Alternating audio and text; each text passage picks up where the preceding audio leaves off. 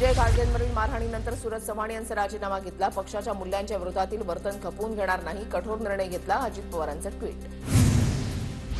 लातूरमध्ये राष्ट्रवादी काँग्रेस आणि छावाच्या पदाधिकाऱ्यांमध्ये घडलेली घटना अत्यंत गंभीर, दुर्दैवी आणि निषेधार्ह आहे। कोणत्याही हिंसेला, असभ्य वर्तनाला आणि असंसदीय भाषेला ठामपणे विरोधच। माणिकराव कोकाटेंचं वर्तन भूषणावह नाही, विधानभवनामध्ये गांभीर्यानं बसणं गरजेचं। सभागृहात रमी खेळतानाच्या कोकाटेंच्या व्हिडिओवरून मुख्यमंत्री फडणवीसांची तीव्र नाराजी।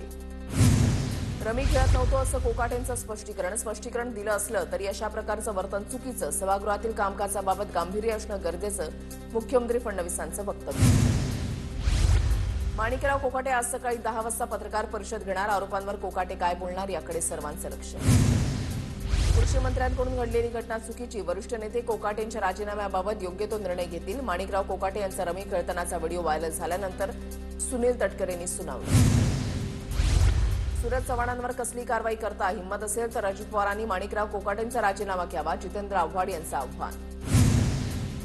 अजित पवारांनी कृषी मंत्र्यांवर कारवाई करावी, कोकाटेंकडून वारंवार चुकीची वक्तव्य, आता खूप झालं। भाजपच्या आशिष देशमुखांची मागणी।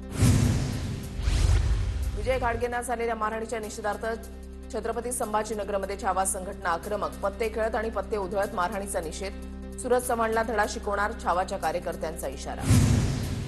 जळगावच्या जिल्हाधिकारी कार्यालयामध्ये छावा संघटनेच्या वतीनं घोषणाबाजी करत निदर्शनं। कोकाटेंच्या राजीनाम्यासह लातूरमध्ये मारहाण करणाऱ्यांवर गुन्हा दाखल करण्याची मागणी।